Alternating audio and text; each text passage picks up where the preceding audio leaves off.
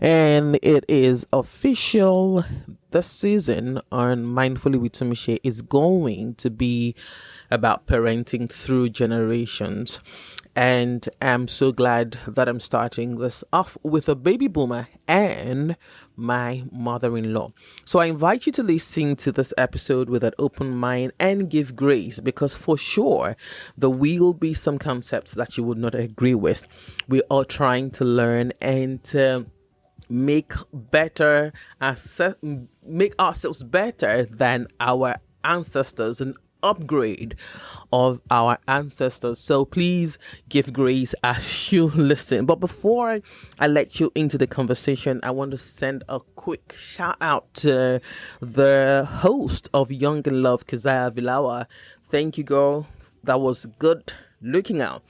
And so I present to you Mrs. Christiana Olubukola Kuku, a baby boomer talking to us about parenting through generations. Remember, you can send a text. Just check the link in the description or just interact with us on the Mindfully with Tunmise Instagram page. Enjoy. All right, welcome to Mindfully with Tunmise, the podcast. And today, so last episode, Ola and I were talking about parenting, and we were trying to see if this season was going to be on parenting. And I did say that I would love to have someone special in the studio, and especially someone from a generation that is not ours. And I do have a baby boomer in the studio. Yes, I promised that I was going to have a conversation with my mother-in-law. And I'm proud to say, actually happy to say, that she's on the other side of the mic this evening.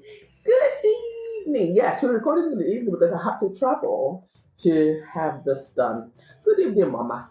Good evening. How are you today? I'm fine. All right, so my mama is here, and today we're going to be talking parenting. Good evening, Mama. Good evening.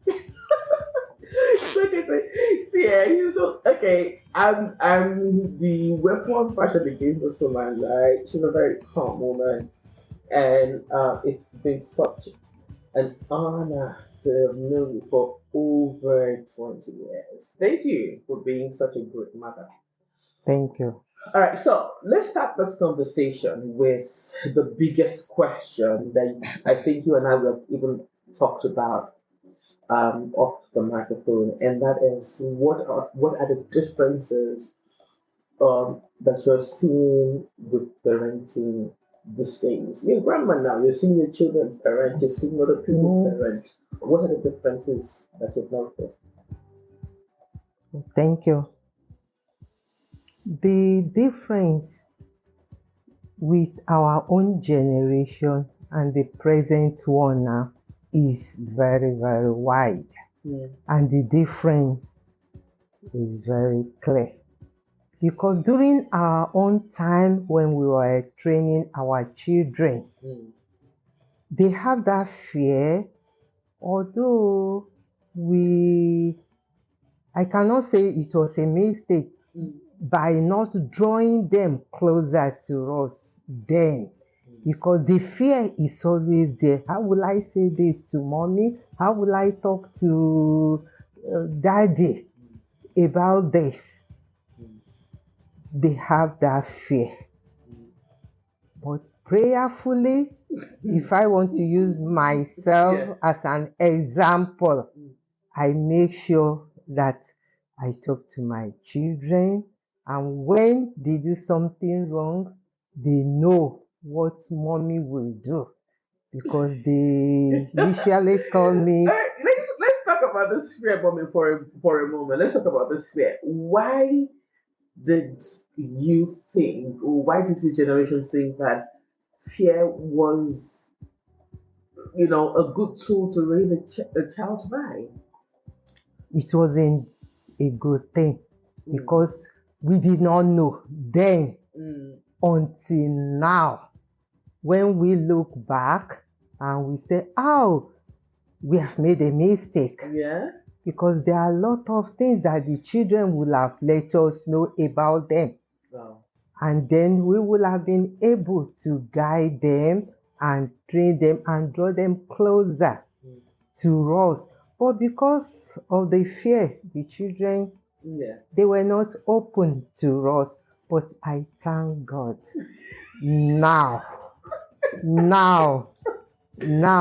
there are lots of different. So let's go back. So was it because you were also raised with fear?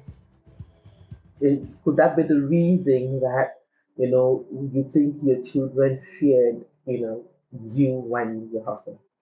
Exactly. Exactly. Yeah. We were not exposed Okay. during our own time. It's just close mommy, daddy, mommy, daddy, mommy, daddy. And when you see your dad, when you see your dad, you know the lion is around. Oh yes, so because to sit in the sitting room with your parents, oh, you dare not do that during our Okay, so the own experience time. for me is different since knowing you, because when I met you, I was in part 3 and Bumi was in part 4, part 5 at the time. Well, I was in part 2, whatever. Yeah. And it didn't look like there was fear. That's the truth. It didn't look like for me, it was like, oh, this home, because it was so different for me that a person from my mother's or my father's generation can actually accept that their child brings home a girlfriend, and he could actually say that this is my girlfriend. Like, so what happened? How did that, where did he find that courage to do different? Because during that time, we were exposed. The education is there, moving around, reading a lot of books, which our parents does not even have the advantage of doing that. And that one really help us to draw our children closer to us, to show love, to understand them better. Because if you don't allow your children to know more about you, you will find it difficult to draw them closer, and they will not be able to talk. If you show them love, not that you will not correct them or you will not put them right, but you really have to show more of love to them so that it will help them, that when the love is there, the closeness is there, the children, they will see you as their partner. Oh, wow.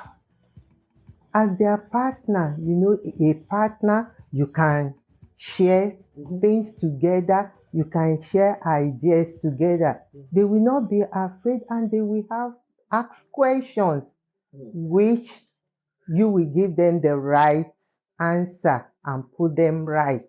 Wow. All right, guys, did you hear that? Work with the children and they are partners. Okay, so you had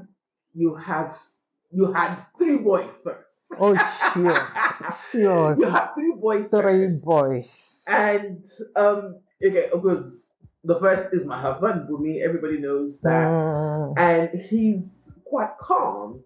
And I know that both of you are very, very, very close. Oh, sure. Yeah, I know both of you are very, very close. But sometimes Bumi and I were talking, and I'm asking, were you ever beating? And he's telling me that you used to beat him. I'm like, I cannot relate with that. Did you ever beat the boys? I do. I do. And I don't just beat them anyhow. Right. I make sure that when they are in their bedroom, once I open the door, Oh, wow. they will know that something is going to happen. And whoever that misbehave, I will just go straight to the person on the bed, because I make sure since they are boys, they are in the same room together. So I will talk in the evening. Yes, in the morning you did this, you did that, and this is a punishment that I'm going to give you. I will punish by beating, and then talk to her. Later they will just say, Mommy, I'm sorry. And I know they will not repeat. Wow. Such. Okay. So given Bumi is different from the two. Bumi is let's different not from pass the Bumi today. two. Let's leave Bumi out of this. Because it's me that but it gives me an idea. It gives me some understanding into how Bumi is parenting his, because I don't come from a home where we talk. We don't talk. You commit an offense. There's never an explanation. So now I understand. It used to frustrate me, mommy. It used to frustrate me when we have a disagreement, or the children did something, and then Bumi saying, "No, let's talk." I'm like, "Talk, this young thing." But of course, that has changed, and I am grateful to you for that. Now you have a daughter, just one. Oh yes. You have my absolutely beautiful sister-in-law, and I know that you had three boys for the longest of time, for more than 8 years. Yeah. How did that change the dynamics in your parenting style? Yeah. Thank you.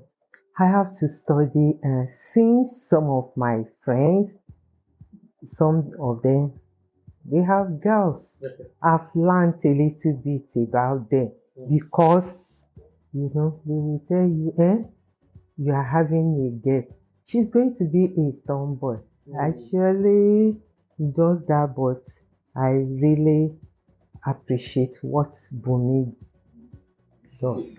Really? Yes, Please so give me because this. of the way that I treated Bumi, Bumi draw the Younger sister. daughter Oh. closer to him, and my daughter Ife really enjoyed it compared to the other two, because they just see her. This is a girl, mommy will love her more than them. But Bumi does not even look at that thing. Bumi see himself as a firstborn, that he has to take care of her. And up till now, they're still up till now, the two of them, they are still very close. What my daughter cannot tell me, we will discuss it with Bumi, the brother. Okay, so let's go to social norms, and because the truth is, the way I got into this family, it is not normal in other homes. That is, I'm telling you guys that. I'm telling you guys for free, right? Like I said earlier, it was easy for my boyfriend, that now my husband, to come introduce me to you. And I remember that the first friendship ring that Bumi got me, you got that ring, and you helped him. You helped him get that ring. Okay, now, how did you manage the fact that social norms, we are Yorubas, and how did that not clash with the things that obviously you decided that you were going to do different? Thank you. I'm from a Christian background. Okay. I learned this, how to show love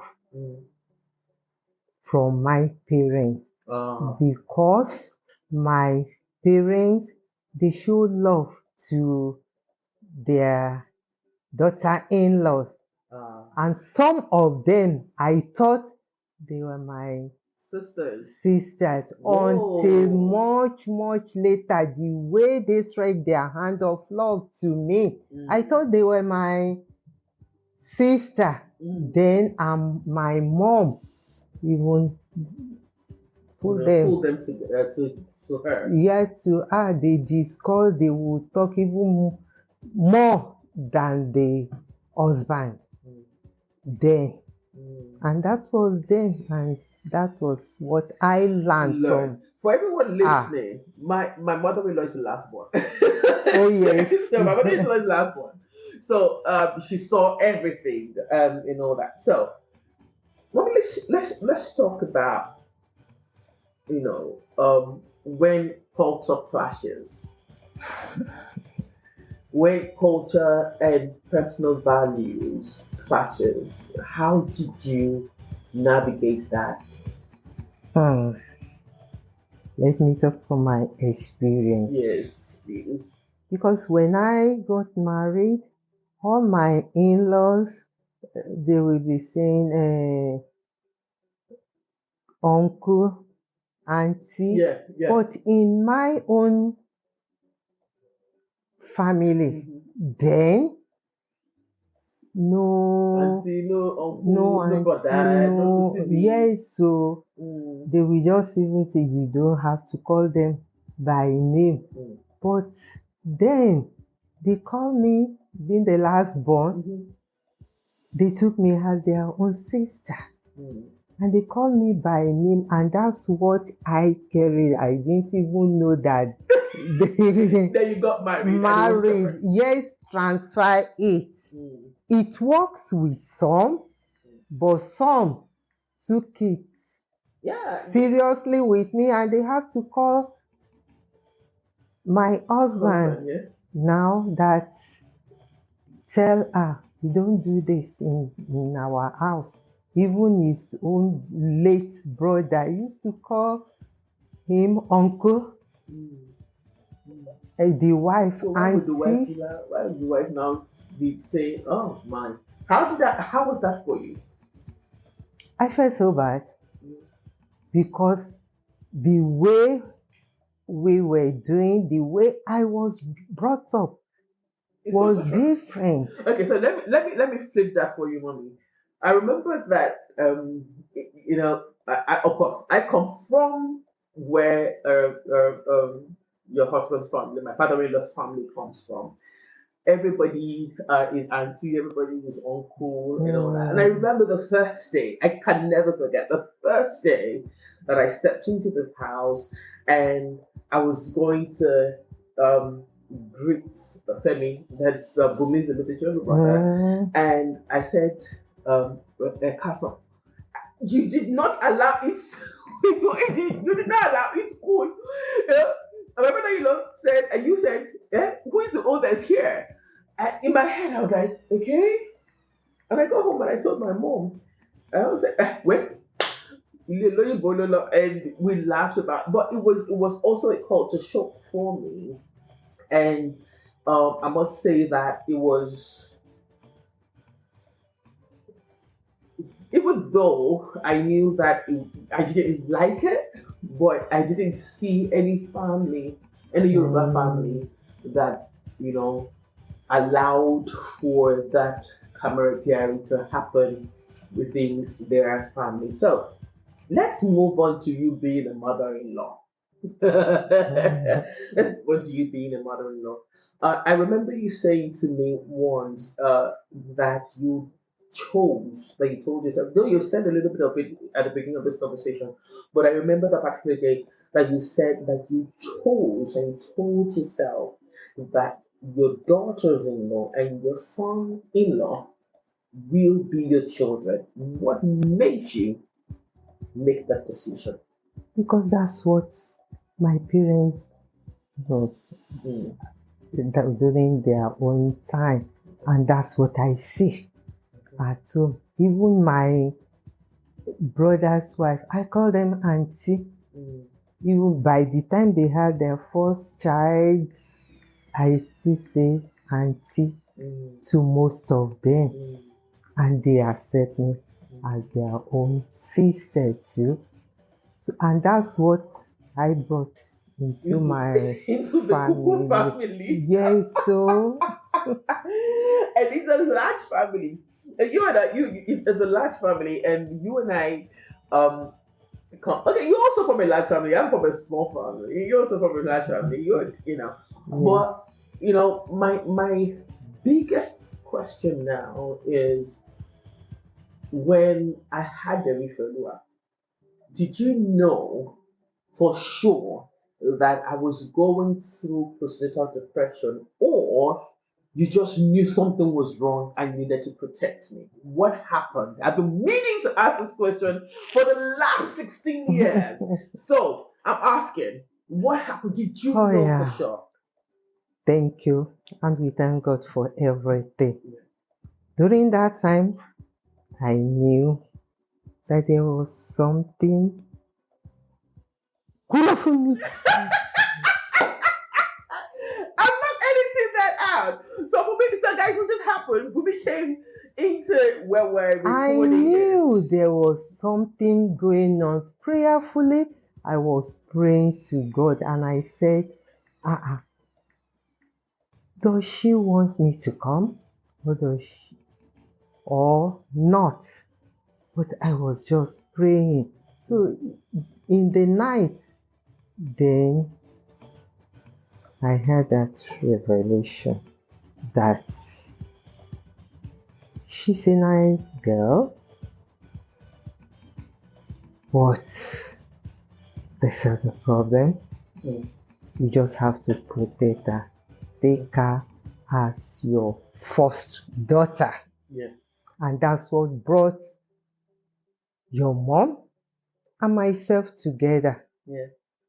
At least Don't go crying now. Don't cry now. Please don't. to be praying, I just remember mommy now. Mm.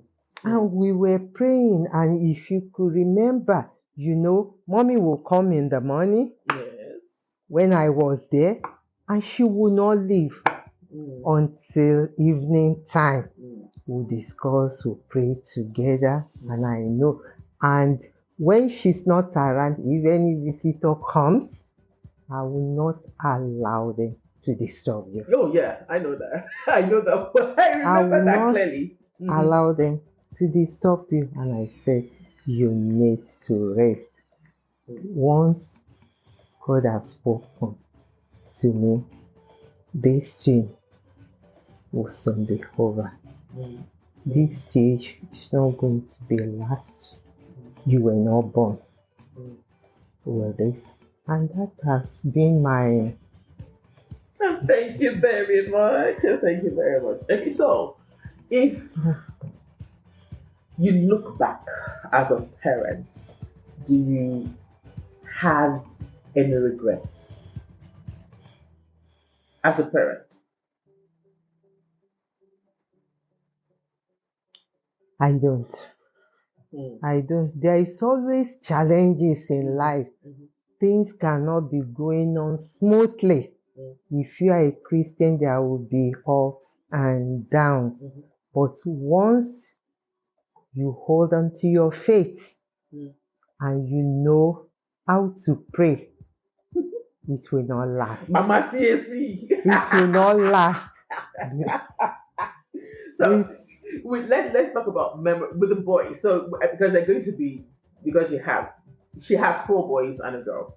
Right. So with the boys, what is there any memorable? Do you have any memorable memory with the boys experience that you want to share? Maybe just one or two with the boys or with Ife. Something that's totally beautiful that made you enjoy motherhood. Oh, yeah, there are a lot. Umi has been my prayer partner, very close to me. I could remember that, hey, I wish this boy would have been a girl. Then, because the way she took care of me, and I've been praying them for. Bumi street cred is going higher. And I've been praying for him ever since that she will get a good wife, and which I'm thanking God for now. They say I'm a good wife. Which I'm thanking God. Nobody is 100% perfect, but when you score 98 points, it's still a good mark. And I take it. I take it. Okay, so we're raising your sons. Are there things you wish you had told them? You want to share those things you wish you had told them as a group? Yeah. I'm not regretting it now, but I thank God that through prayer, God is working. What I will have even informed them, I've talked about it earlier, that having a wife, this is the way you should treat your wife. This is the way you should do, even to your in-laws, to your brother-in-law. Yes, so, but that thing, I just felt that they must have seen it from me. They must have seen this from me, but I did not even talk. Yeah, you didn't have that conversation. Yes, so I just believe that maybe they have seen the home, because my home was a perfect home. Then that people were even using us as an example, including my children, and I make sure that my children, I know all their friends, just to know how they behave. But one thing that I did not even tell them when they were growing up, getting to the stage of getting married, I mean the two, I did not. I just believe that the way Bumi, so the way Bumi behave, they will follow after. But I will have even talk more or cancel them more there. So let's talk about it first. Is there anything you wished you had spoken with her? Any conversation you wish you had had with her as she was growing up? Yes, I do. With the little time, if not for the crisis we had then, I would have even talked to her more. But seeing those things, even our family friend, they will just say, Ife must not see much about this. They will invite her to their home to come and spend a few days with them. So during that time, I don't want her to be bitter. So you felt you were protecting her? Oh yes, I was trying to protect. What eventually happened. Yes, exactly. But when you get to the university, I made sure that I was trying to tried to draw her more closer. It would have been better for me to do that at the early stage, not when he was already in the university, because he had seen some people. She even mentioned it. One day that she went to go and spend weekend with the Oladeles, because they were Christian. Their dad was a pastor. They would ask her to come for weekend. The children, they are girls, come for weekend in their house, and or any other weekend they will ask the girls to come to our own house too. But I just felt he learned and he see more of other parents more. She saw with you. Yes. All right. So if you're wondering what she's talking about, the crisis. Okay. So if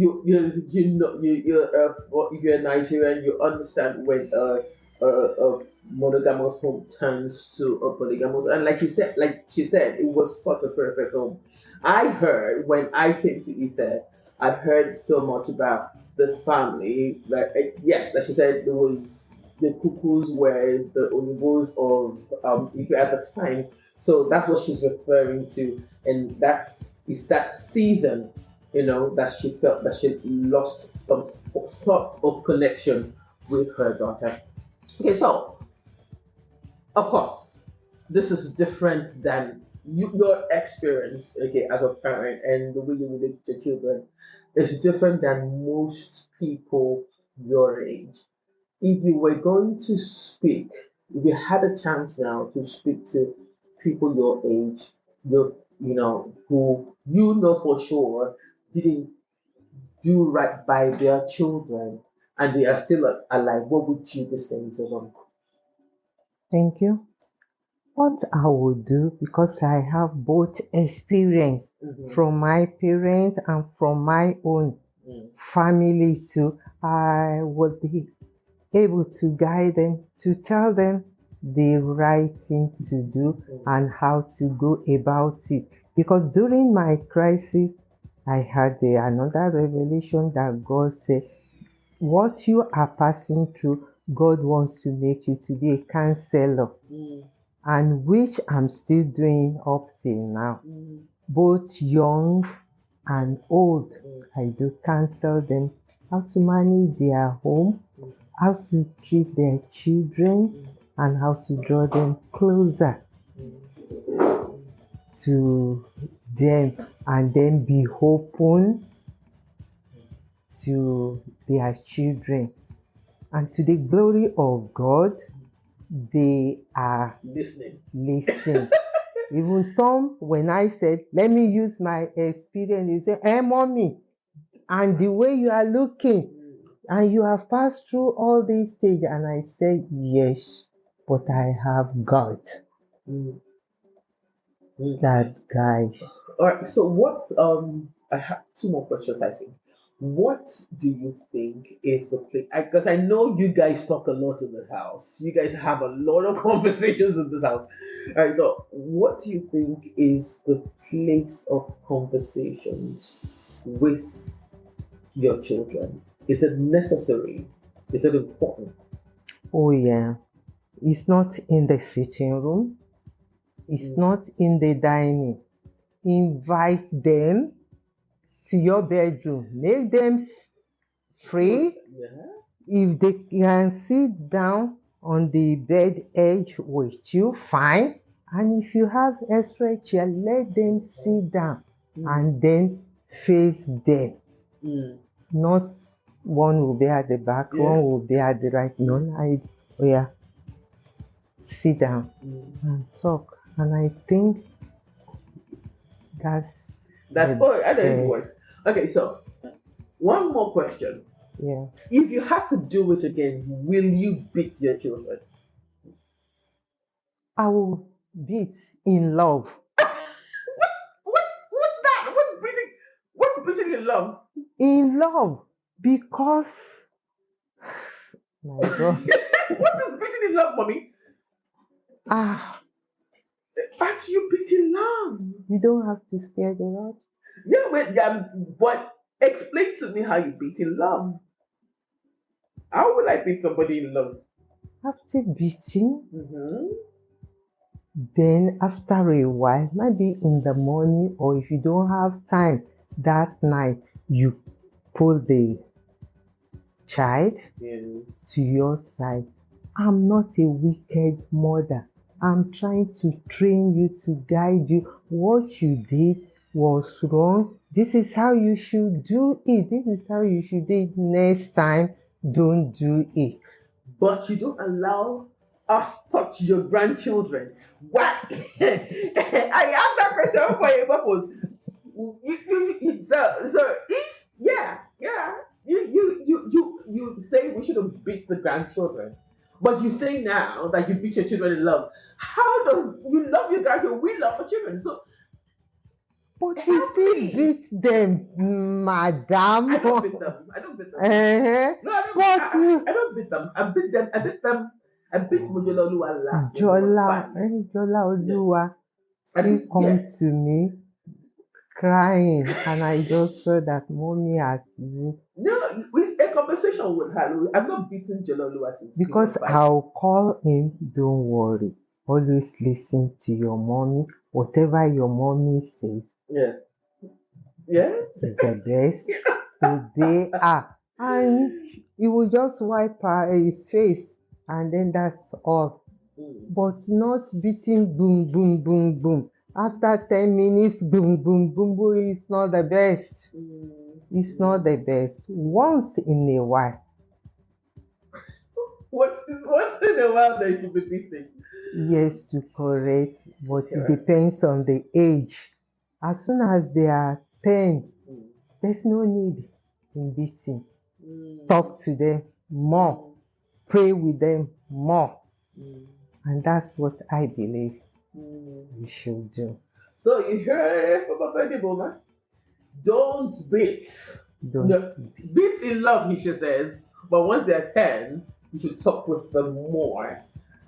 So someone is listening now, and like I'm going to tap into your counseling. Yeah. Somebody's listening now, and of course, from how we've had a conversation, people will know that we had an absolute wonderful relationship. But somebody's listening now, and they're not in good terms with their mother-in-law, and that is projecting on their children and their family. What would you be saying to them? Yeah, thank you. Background is different. Anybody that has problem with her mother-in-law now, you just have to look at the house, pray for a change. And Because change doesn't come. the change will come when you keep on praying and you don't have to argue with your mother-in-law. Don't argue. Take her as your mom. Maybe when there is any disagreement, after a while, you can go to her. Mommy, I'm sorry. This is how I feel. This thing should be. Mommy, I think you think everybody's like you. I'm just saying. I'm just saying. I think you think everybody's like you. What if the mother-in-law is not approachable? What if You will make her I will make her approachable? How? by showing love, by talking more to her.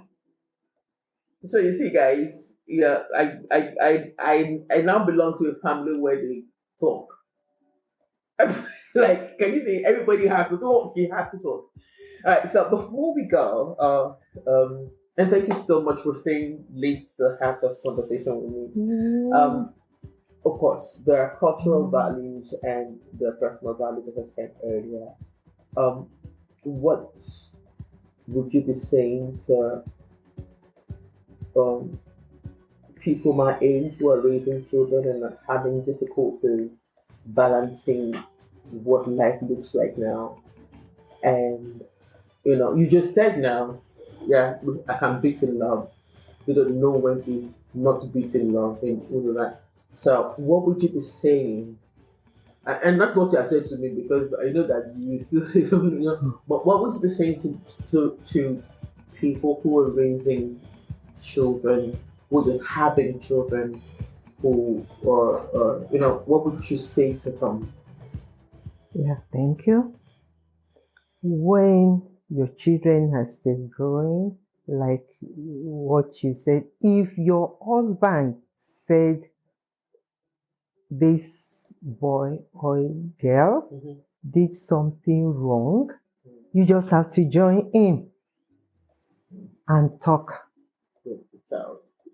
Yeah, Mm. talk with the child. And because children, they are very clever. Mm.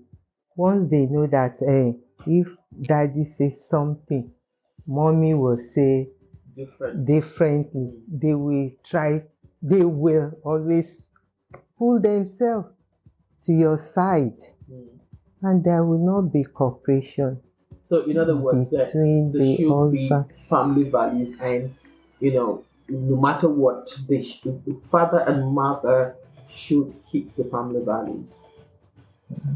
Okay, so this is one question I want to ask you. When the home has crisis, like you said, you know, what should the parents be doing? Because at that point, they'll be co-parenting. The children um, are at the mercy of, like you said, in-laws, family, and all of that. Mm, What should they do if there's crisis of the home? Like the one that you experienced.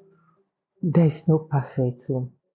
If I want to use my experience, just make sure that you give your children good background and don't let them show hatred or bitterness to anybody, because once that one is there, to clear it from their mind would be very, very difficult. It will take a long time.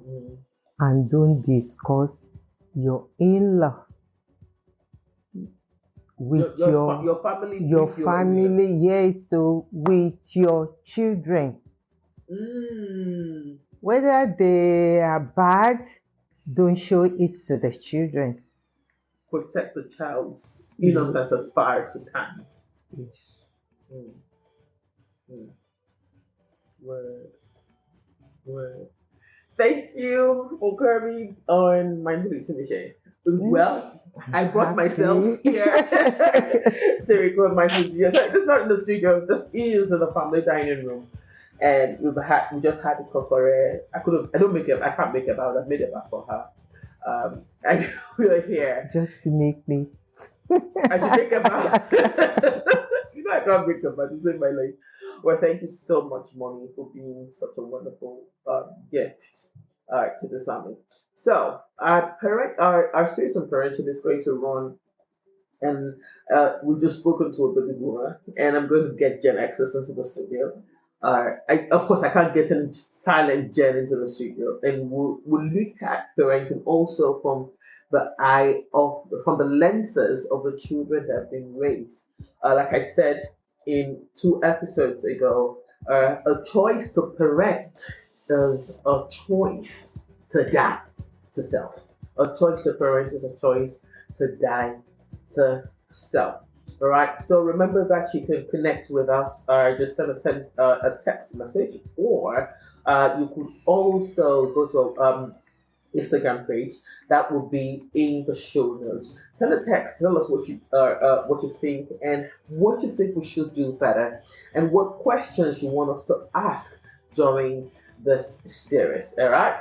Thank you so much for constantly staying with Mindfully Tunmise. I am Oluwa Tunmise Oladapo Kuku. Love yourself, love your neighbor, love your country. Above all of this, love God. He is the essence of your being. I'm almost tempted to say that my name is Oluwa Tunmise, but I can just feel like but I just go like this, like this. All right, until next time, stay curious and so